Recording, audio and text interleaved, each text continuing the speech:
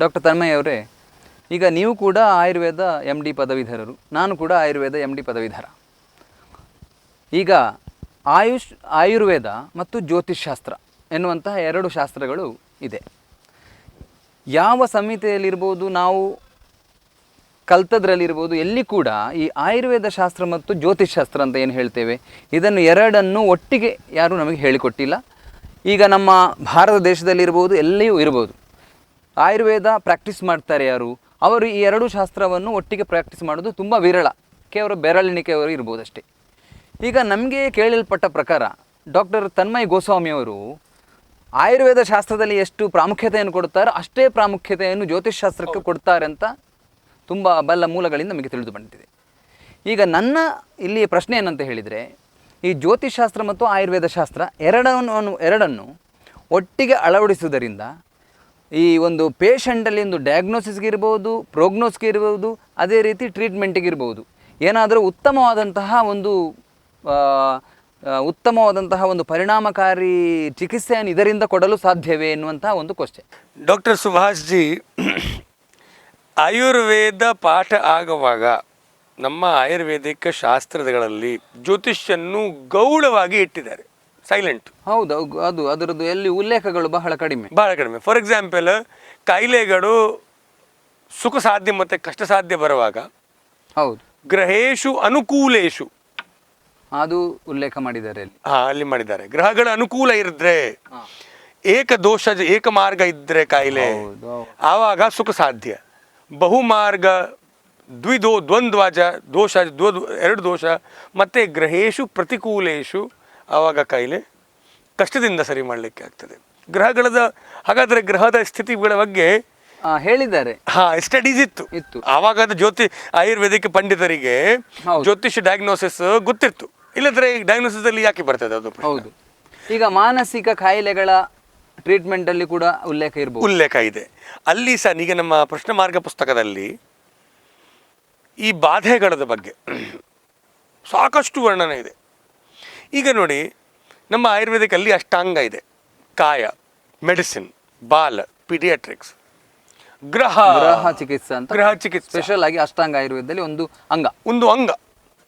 ಮತ್ತೆ ಗ್ರಹ ಊರ್ಧ್ವಾಂಗ, ENT, ಶಲ್ಯ surgery, ನೀವು ಶಲ್ಯ ತಜ್ಞರು, ದಂಷ್ಟ್ರ ಟಾಕ್ಸಿಕಾಲಜಿ, ಜರ ರಸಾಯನ, ಎಫ್ರೋಡಿಯಾಸಿಕ್ ಮತ್ತು ವೃಷ ಅಂದರೆ ಇದು ನಮ್ಮ ಎಫ್ರೋಡಿಯಾಸಿಕ್ ಟ್ರೀಟ್ಮೆಂಟ್ ಆ್ಯಂಡ್ ರಿಜುವಿನೇಷನ್.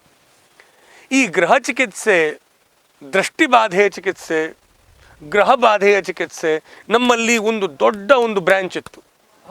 ಆದರೆ ಈಗ ಏನಂತ ಹೇಳಿದರೆ, ಒಂದು ವಿಷಯ ಬಗ್ಗೆ ಡಿಸ್ಕಷನ್ ಮಾಡುವಾಗ ಇನ್ನೊಂದು ವಿಷಯ ಬಗ್ಗೆ ಡಿಸ್ಕಷನ್ ಆವಾಗ ಅವರು ಮಾಡ್ತಾ ಇರಲಿಲ್ಲ. It does not mean that it should not be used. ಮತ್ತೆ ನೋಡಿ, ಈಗ ಮಾಡರ್ನ್ ಮೆಡಿಕಲ್ ಸಿಸ್ಟಮಲ್ಲಿ ಎಕ್ಸ್ರೇ ಇದು ಮೆಡಿಕಲ್ ಸಬ್ಜೆಕ್ಟ್ ಸಂಬಂಧಪಟ್ಟದ? No, it's a physics. X-rays ಅಷ್ಟೇ. X-rays are not allopathic medicine of medicine. It's a physics applied in the case of medical practice. CT scan is also X-rays. MRI is having a magnetic resonance. Ultrasound, ultrasonography. See, all these, microscope, it's a physics. So, chemical medicine alli when they can take biochemistry, biophysics, why can't we use our Indian traditional medicines, traditional sciences?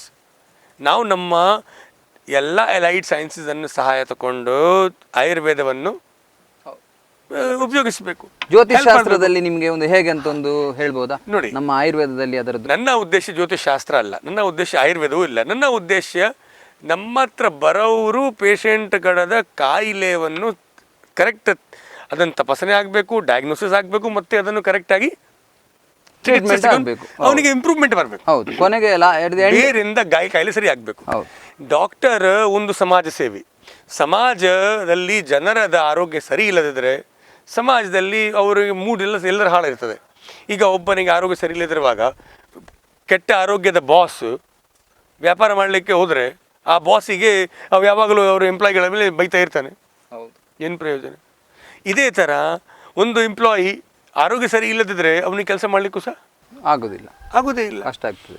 ಇದೇ ಥರ ಒಂದು ಮನೆಯಲ್ಲಿ ಸಹ ಮಕ್ಕಳಿಗೆ ಓದಲಿಕ್ಕೂ ಆಗೋದಿಲ್ಲ, ಸಂಬಂಧಗಳ ಒಳ್ಳೆ ರೀತಿಯಿಂದ ಇರಿಟೇಷನ್ ಇರ್ತದೆ, ಇಲ್ಲದ್ರೆ ಮನಸ್ಸು ತುಂಬ ಬೇಸರಲ್ಲಿ ಇರ್ತದೆ.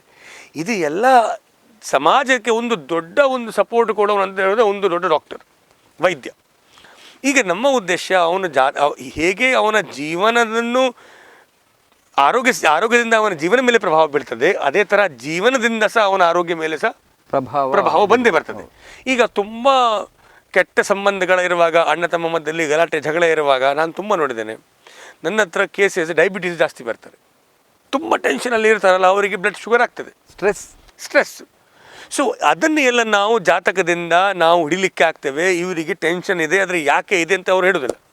ಅವಾಗ ಅವ್ರು ನಾವು ಹೇಳ್ತೇವೆ, ನೋಡಪ್ಪ ಈಗ ನಿಮಗೆ ಪಂಚಮ ಶನಿ ಇದೆ, ಈಗ ನಿಮಗೆ 7 ವರ್ಷ ಶನಿ ನಡೀತಾ ಇದೆ, ನರದ ಕಾಯಿಲೆ ಬರಬಹುದು, ಡಿಸಿಷನ್ ಮೇಕಿಂಗ್ ಸರಿ ಇರುವುದಿಲ್ಲ. ಆವಾಗ ನಾವು ನರಗಳನ್ನು ಗಟ್ಟಿ ಮಾಡೋದು ಔಷಧಿ ಒಟ್ಟಿಗೆ ಕೊಡಬಹುದು. ಈಗ ಈ ರೀತಿಯಲ್ಲಿ ಜ್ಯೋತಿಷ್ ಶಾಸ್ತ್ರದ ಪ್ರಾಮುಖ್ಯತೆ ಇದೆ ಅಂತ ನೀವು ಹೇಳ್ತೀವಿ. ಹೌದು.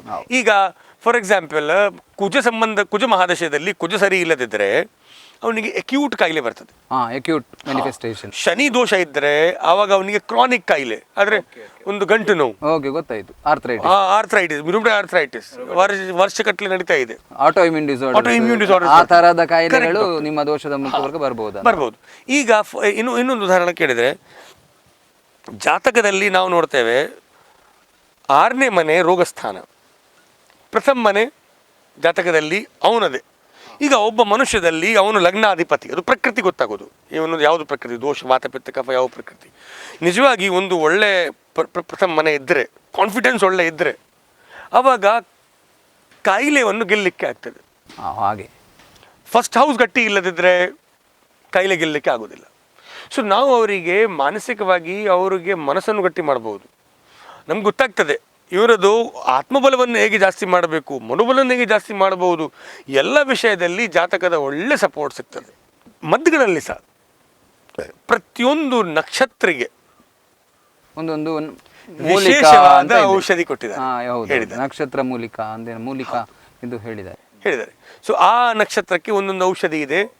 ಅದನ್ನು ನಾವು ನೋಡಿ, ಈಗ ರೋಗಸ್ಥಾನದಲ್ಲಿ ಯಾವುದು ನಕ್ಷತ್ರ ಇದೆ, ಆ ನಕ್ಷತ್ರ ಸಂಬಂಧಪಟ್ಟದ್ದು ಯಾವುದು ಔಷಧಿ ಇದೆ, ಆ ಔಷಧಿಯನ್ನು ಸೆಲೆಕ್ಟ್ ಮಾಡಿ ನಾವು ಆಯುರ್ವೇದಿಕ್ ಔಷಧಿ ಒಟ್ಟಿಗೆ ಮಿಕ್ಸ್ ಮಾಡಿ ನಮ್ಮ ಪಂಚಕರ್ಮದಲ್ಲಿ, ನಮ್ಮ ಬಸ್ತಿ ಚಿಕಿತ್ಸೆದಲ್ಲಿ, ಇಲ್ಲದ್ರೆ ಅವರಿಗೆ ಔಷಧಿ ರೂಪದಲ್ಲಿ ಸಹ ನಾವು ಕೊಡ್ತೇವೆ. ಕೊಡುವಾಗ ತುಂಬ ಚೆನ್ನಾಗಿ ನಮಗೆ ರಿಸಲ್ಟ್ಸ್ ನೋಡಲಿಕ್ಕೆ ಸಿಗ್ತದೆ. ಆದರೆ ಸಮಸ್ಯೆ ಬರೋದು ಕೆಲವರಿಗೆ ಒಂದು ಜ್ಯೋತಿಷ್ಯದ ಒಂದು ಸೈಕಲಾಜಿಕಲ್ ಒಂದು ದುರಭ್ಯಾಸ. ನೀವು ನೋಡಿರ್ಬೋದು, ಕೆಲವರು ಒಂದು ಜೋಯಿಸರಿಂದ ಜೋಯಿಸ್ ಹತ್ರ ಹೋಗೋದು, ಇನ್ನೊಬ್ಬರ ಹತ್ರ ಹೋಗೋದು. ಅದೇ ಥರ ಕೆಲವು ಪೇಷಂಟ್ ಒಬ್ಬ ಡಾಕ್ಟರ್ ಹತ್ರ ಹೋಗೋದು ಮತ್ತು ಇನ್ನೊಬ್ಬ ಡಾಕ್ಟರ್ ಹತ್ರ ಹೋಗ್ತಾ ಇರ್ತಾರೆ. ಆದರೆ ಅವರಿಗೆ ಸೈಕಲಾಜಿಕಲಿ ಒಂದು ಡಾಕ್ಟರ್ಸ್ ಹತ್ರ ಹೋಗೋದು ಒಂದು ಭಯ, ಅದೇ ಒಂದು ಕಾಯಿಲೆ ಅಂತ ಹೇಳ್ಬೋದು. ಅದೇ ಒಂದು ಕಾಯಿಲೆ ಅವರಿಗೆ ಇರ್ತದೆ. ನಮಗೆ ಒಂದು ಕಾಯಿಲೆ ಬಂದಿದೆ, ನಿಮಗೆ ಏನಾದರೂ ನಾಳೆಗೆ ಆಗ್ತದೆ, ನನಗೆ ಏನಾದರೂ ಆಗಿದೆ ಇಲ್ಲದ್ರೆ ಆಗಲಿಕ್ಕೆ ಇದ್ದರೆ, ಈ ಎರಡಲ್ಲಿ ಭಾಳ ಕಷ್ಟಕೊಳ್ಳೋರಾದರೆ ನಮಗೆ ವೈದ್ಯರಿಗೆ ಮತ್ತು ಜ್ಯೋತಿಷ್ಯರಿಗೆ. ನಾನು 2 ಪ್ರಾಕ್ಟೀಸ್ ಮಾಡುವಾಗ ನಂಗೆ ಗೊತ್ತುಂಟು ಇಷ್ಟು ಕಷ್ಟದ ಕೆಲಸ. ಹೌದು. ಆದರೆ ನಿಜವಾಗಿ ನೋಡಿದರೆ ಆ ಕಾಯಿಲೆ ಬರಲಿಕ್ಕೆ ಕಾರಣ ನಮ್ಮ ಆಯುರ್ವೇದಿಕ್ ಶಾಸ್ತ್ರದಲ್ಲಿ ಹೇಳಿದ್ದಾರೆ, ಪೂರ್ವಜನ್ಮ ಕೃತಂ ಪಾಪಂ ವ್ಯಾಧಿ ರೂಪೇಣ ಜಾಯತೆ. ಪೂರ್ವಜನ್ಮದ ಏನಾದರೂ ದೋಷಗಳಿದೆ, ಅದರಿಂದ ನಮಗೆ ಈ ಜನ್ಮದಲ್ಲಿ ಕಾಯಿಲೆ ಬರೋದು. ಕುಷ್ಠದಲ್ಲಿ ಮುಖ್ಯವಾಗಿ ಹೇಳಿದ್ದಾರೆ, ಕುಷ್ಠದ ನಿಧಾನವನ್ನು, ಕುಷ್ಠದ ಕಾರಣಗಳನ್ನು ಹೇಳುವಾಗ ಪೂರ್ವಜನ್ಮ ಪಾಪ ಅಂತ ಹೇಳಿದ್ದಾರೆ. ಈಗ ನಾವು ಈ ಆಟೋ ಇಮ್ಯೂನ್ ಡಿಸಾರ್ಡರ್ ನನ್ನು ಕೂಡ ಹಾಗೆ ನಾವು ತಿಳ್ಕೊಳ್ಬಹುದು. ಅಬ್ಸಲ್ಯೂಟ್ಲಿ. ಈಗ ನೋಡಿ ಡಾಕ್ಟ್ರೇ, ಜೆನೆಟಿಕ್ ಕಾಯಿಲೆ ಮತ್ತು ಆಹಾರದಿಂದ ಬಂದಿದ್ದ ಕಾಯಿಲೆಗಳು. ಈಗ ನಾವು ತಪ್ಪು ಊಟ, ನಮ್ಮ ಲೈಫ್ ಸ್ಟೈಲ್ ಸರಿ ಇಲ್ಲ, ಟೈಮಿಗೆ ಮಲಗುವುದಿಲ್ಲ, ಅದರಿಂದ ಏನಾದರೂ ಕಾಯಿಲೆ ಬಂತು, ಅದು ಅರ್ಥ ಆಗ್ತದೆ. ಆದರೆ ಕೆಲವರಿದ್ದಾರೆ, ಅವರು ಯೋಗ ಮಾಡ್ತಾರೆ, ಕುಡಿಯುವುದಿಲ್ಲ, ಏನು ಆಲ್ಕೋಹಾಲ್, ಮಾಂಸ ತಿನ್ನುವುದಿಲ್ಲ, ಉಲ್ಟಾ ಪುಲ್ಟಾ ಆಹಾರ ತಿನ್ನುವುದಿಲ್ಲ, ಒಳ್ಳೆ ಎಕ್ಸಸೈಸ್ ಮಾಡ್ತಾರೆ, ಎಲ್ಲ ಮಾಡ್ತಾರೆ, ಆದರೂ ಕಾಯಿಲೆ ಬರುತ್ತೆ. ಆದರೂ ಒನ್ ಫೈನ್ ಮಾರ್ನಿಂಗ್ ಡಯಾಗ್ನೋಸ್ ಇದೆ ಕ್ಯಾನ್ಸರ್. ಹೌದು. ಈ ಒಂದು ಪರಿಸ್ಥಿತಿಗಳು ಬರುವಾಗ ನನ್ನ ಹತ್ರ ನಾನು ಜಾತಕವನ್ನು ನೋಡಿ ತೀರ್ಮಾನ ಮಾಡ್ತೇನೆ. ಆವಾಗ ನನಗೆ ಶಾಕ್ ಆಗ್ತದೆ. ಈ ನೋಡಿ, ಯಾವ ಸಂದರ್ಭದಲ್ಲಿ ಜಾತಕದ ಪ್ರಾಮುಖ್ಯತೆ ಜನಗಳಿಗೆ ತಿಳಿದು ಬರ್ತದೆ. ಅವರು ಡೇಟ್ ಟೈಮ್ ಹಿಡಿದ ಕೂಡಲೇ ನಾನು ಅದನ್ನು ಕಂಪ್ಯೂಟರ್ ಜಾತಕ ಮಾಡಿದ ತಕ್ಷಣ ನೋಡೋದು, ಮ್ಯಾಕ್ಸಿಮಮ್ ಕ್ಯಾನ್ಸರ್ ಕೇಸ್ ಬರೋದು doctor in the time of ಬುಧ ಮಹಾದಶೆ. ಹಾಗೆ. ಮರ್ಕರಿ ಪೀರಿಯಡ್ ಬರುವಾಗ ಅವರಿಗೆ ಮ್ಯಾಕ್ಸಿಮಮ್ ಕ್ಯಾನ್ಸರ್ ಕೇಸ್ ನೋಡೋದು ನಾವು. ಶನಿ ದಶೆ ಬರುವಾಗ ನಾವು ಮ್ಯಾಕ್ಸಿಮಮ್ ನ್ಯೂರೋ ಕೇಸಸ್ ನೋಡ್ತೇವೆ, ನರದ ಕಾಯಿಲೆಗಳು. ಸ್ಟ್ರೋಕ್ ಇರ್ಬೋದು, ಸ್ಟ್ರೋಕ್ ಇರ್ಬೋದು, ಸಿಯಾಟಿಕಾ ಇರ್ಬೋದು, ಎಲ್ಲ ನೋಡ್ತೇವೆ. ಹೌದು. ಕುಜ ದಶೆ ಇರುವಾಗ ನಾವು ಅಕ್ಯೂಟ್ ಪೆನ್ಕ್ರಿಯೇಟೈಟಿಸ್, ಅಕ್ಯೂಟ್ ಸರ್ಜಿಕಲ್ ಕೇಸ್, ಹೌದು, ಕೊಲಿಸಿಸ್ಟೈಟಿಸ್, ಎಲ್ಲ ಅಷ್ಟು ಮಾತ್ರ ಯಾವುದು ಸರ್ಜಿಕಲ್ ಕೇಸ್ ನೋಡ್ತೇವೆ. ಓಕೆ. ಸೂರ್ಯ ದಶೆ ಬರುವಾಗ ನಾವು ಮ್ಯಾಕ್ಸಿಮಮ್ ಕೇಸಲ್ಲಿ ಅವರಿಗೆ ಒಂದು ಹೋಮಿಯೋಸ್ಟಾಟಿಕ್ ಇಂಬ್ಯಾಲೆನ್ಸ್, ಅಂದರೆ ಪುನಃ ಪುನಃ ಜ್ವರ ಬರೋದು, ತಲೆನೋವು, recurrent body is imbalance, homeostatic imbalance, that is due to that infections also may occur. ಚಂದ್ರಮಹಾ ದಶೆ ಬರುವಾಗ ನಾವು ನೋಡ್ತೇವೆ ಅವರಿಗೆ maximum autoimmune problem, psychological problem ಬರ್ತದೆ. ಯಾಕೆಂದರೆ ಚಂದ್ರ ಮನಸ್ಸೋ ಜಾತ, ಚಂದ್ರ ಈಸ್ ಫಾರ್ ಪ್ರೊಟೆಕ್ಷನ್, ಮನಸ್ಸು. ಈಗ ನೋಡಿ, ಯಾರಾದರೂ ಒಬ್ಬನಿಗೆ ಬೈದಿದ್ರೆ ಜೋರು, ಬೈಯೋದ ತಕ್ಷಣ ಅವನಿಗೊಂದು ರಿಯಾಕ್ಷನ್ ಬರ್ತದಲ್ಲ, ಹೌದು, that is immune, mental immunity. ಇದೇ ಥರ ನಮಗೆ ಯಾವುದೊಂದು ಬ್ಯಾಕ್ಟೀರಿಯಾ, ವೈರಸ್ ಅಟ್ಯಾಕ್ ಮಾಡಿದರೆ ನಮ್ಮ ಬಾಡಿ ಒಳಗೆ ಇಮ್ಯೂನಿಟಿ ರಿಯಾಕ್ಟ್ ಮಾಡ್ತದೆ. ಹೌದು. ಸೊ ನಮ್ಮ ಇಮ್ಯೂನ್ ಸಿಸ್ಟಮ್, ಬ್ಲಡ್ ಎಲ್ಲ ಕಂಟ್ರೋಲರ್ ಯಾರು? ಚಂದ್ರ. ಚಂದ್ರದಶದಲ್ಲಿ ನಾವು ಸಾಮಾನ್ಯವಾಗಿ ರಕ್ತ ಕಾಯಿಲೆಗಳು ಮತ್ತು ಸ್ಕಿನ್ ಸಹ ಬರ್ತದೆ ಅದರಲ್ಲಿ. ಈಗ ಎಲ್ಲ ಇಮ್ಯೂನ್ ರಿಲೇಟೆಡ್, ಈಗ ಇಮ್ಯೂನ್ ಫ್ಲೇರ್ ಅಪ್ ಸ್ಕಿನ್ನಿಗೆ ಆದರೆ ಆಟೋ ಇಮ್ಯೂನ್, ಅವಾಗ ಸೋರಿಯಾಸಿಸ್ ಬರ್ಬೋದು, ಎಕ್ಸಿಮಾ, ಸೋರಿಯಾಸಿಸ್, ಪೆಂಫಿಗಸ್ ವಲ್ಗಾರಿಸ್ ಇರ್ಬೋದು. ಹೌದು. ಶುಕ್ರದಶೆ ಬರುವಾಗ ಸಾಮಾನ್ಯವಾಗಿ ನಾನು ನೋಡೋದು ಕಾಯಿಲೆ ಬರುವುದಿಲ್ಲ. ಕಾಯಿಲೆ ಬಂದರೆ ಅದು ಮೆಟಬಾಲಿಕ್, ಡಯಾಬಿಟಿಸ್, ಮತ್ತೆ ಅದು ಸರಿ ಆಗುವುದೇ ಇಲ್ಲ. ಸೊ ಇದು ಒಂದು ಅನುಭವಗಳು ಬಂದ ಮೇಲೆ ಮತ್ತೆ ಒಂದು ಪ್ರಶ್ನೆ ಬರ್ತದೆ, ಗ್ರಹಗಳ ಎಲ್ಲಿ? ಆಕಾಶದಲ್ಲಿ. ನೀವು ಹುಟ್ಟಿದ ಸಮಯದ ಆಕಾಶದ ಫೋಟೋ, ಜಾತಕ. ಆ ಜಾತಕ ಆ ಮನುಷ್ಯದ ಮಾತ್ರ ಅಲ್ಲ, ಆ ಸಮಯ ಹುಟ್ಟಿದರೆ 4 ಮಕ್ಕಳು, ಒಂದು ಈ ಕ್ಷಣದಲ್ಲಿ 4 ಮಕ್ಕಳು ಉಡುಪಿಯಲ್ಲಿ ಹುಟ್ಟುತ್ತಾರೆ. 4 ಮಕ್ಕಳದ ಜಾತಕ ಸಹ ಒಂದೇ. ಹೌದಾ? ಹೇಗೆ ಚೇಂಜ್ ಆಗ್ತದೆ? ಒಂದೇ ಕಸ್ತೂರ್ಬಾ ಮೆಡಿಕಲ್ ಕಾಲೇಜಲ್ಲಿ ಈ ಒಂದು ಸಮಯದಲ್ಲಿ ಹೌದು, ಈಗ 4 ಮಕ್ಕಳ ಮಿನಿಮಮ್ ಹುಟ್ಟಿರಬಹುದು, 5 ಹುಟ್ಟಿರಬಹುದು. ಹೌದು. ಇಡೀ ಮಣಿಪಾಲ, ಇಡೀ ಮಂಗಳೂರು ಜಿಲ್ಲೆಯಲ್ಲಿ ಎಷ್ಟೋ ಜನ ಜನ್ಮ ತಾಳಿರ್ಬೋದು, ಆದರೆ ಎಲ್ಲರ ಜಾತಕ ಒಂದೇ. ಆವಾಗ ನೀವು ಅಂತ ಎಣಿಸ್ತೀರಿ ಅವರ ಜೀವನ ಒಂದೇ ಲೆಕ್ಕ ಹೋಗ್ತದೆ? ಇಲ್ಲ. ಅದು ಏನು? ಜಾತಕ ಒಂದು ವೆದರ್ ರಿಪೋರ್ಟ್ ಮಾತ್ರ, life weather report. Okay okay okay. ಕರ್ಮದ ಆಧಾರದ ಮೇಲೆ ಈ ಕ್ಷಣ ಜನ್ಮ ಆದರೆ ಒಂದು ವಿಶೇಷವಾದ ಸಮಯ ಬರುವಾಗ ಈ ಥರದ ಬಾಡಿಯಲ್ಲಿ ಸಮಸ್ಯೆ ಬರೋದು ಸಾಧ್ಯತೆ ಮಾತ್ರ ಹೇಳೋದು. ಆಗುವುದು ಇಲ್ಲ ಅಂತ ಇಲ್ಲ ಹೇಳೋದಿಲ್ಲ. ಈಗ ಫಾರ್ ಎಕ್ಸಾಂಪಲ್, ಉದಾಹರಣೆಗೆ ಒಬ್ಬ ಮನುಷ್ಯ, ಅವನ ತಂದೆ ತಾಯಿ ಸ್ವಭಾವ, ಮನೆಯಲ್ಲಿ ಆಹಾರ ವಿಹಾರ, ಸ್ಕೂಲಿಂಗ್, ಬಾರ್ನ್ ಆ್ಯಂಡ್ ಬಾಟಪ್, ಮಿತ್ರ ಬಂಧುಗಳು. ಈಗ ಒಂದು ಜಾತಕ ಒಳ್ಳೆಯದಿಲ್ಲ, ಒಂದೇ ಕ್ಷಣದಲ್ಲಿ 2 ಹುಡುಗರು ಹುಟ್ಟಿದ್ದಾರೆ, ಇಬ್ಬರಿಗೆ ಡಯಾಬಿಟೀಸ್ ಚಾನ್ಸ್ ಉಂಟು. ಒಬ್ಬ ಒಂದು ಬಿಸ್ನೆಸ್ ಮ್ಯಾನ್ ಮನೆಯಲ್ಲಿ ಹುಟ್ಟಿದ್ದಾನೆ, ಒಬ್ಬ ಆರ್ಮಿ ಮಗ. ಆ ಆರ್ಮಿನ ಮಗನಿಗೆ ಡಿಸಿಪ್ಲಿನ್ ಇದೆ, ಅವನು ಡೈಲಿ ಬೆಳಿಗ್ಗೆ ಹೋಗಿ ಜಾಗಿಂಗ್ಗೆ ಹೋಗ್ತಾರೆ, ಎಕ್ಸರ್ಸೈಸ್ ಮಾಡ್ತಾರೆ, ಅವನಿಗೆ ಡಯಾಬಿಟೀಸ್ ಕಂಟ್ರೋಲಲ್ಲಿ ಉಂಟು. ಡಯಾಬಿಟೀಸ್ ಬಾರ್ಡರ್ ಲೈನಲ್ಲಿ ಇರ್ಬೋದು ಅಷ್ಟೇ. ಇವರು ಆರಾಮದಲ್ಲಿ ಮನೆಯಲ್ಲಿ TV ಹಾಕೊಂಡು ರಿಮೋಟ್ ಮಾತ್ರ, ಬೆರಳಿಗೆ ಎಕ್ಸರ್ಸೈಸ್ ರಿಮೋಟ್ಗೆ ಮಾತ್ರ.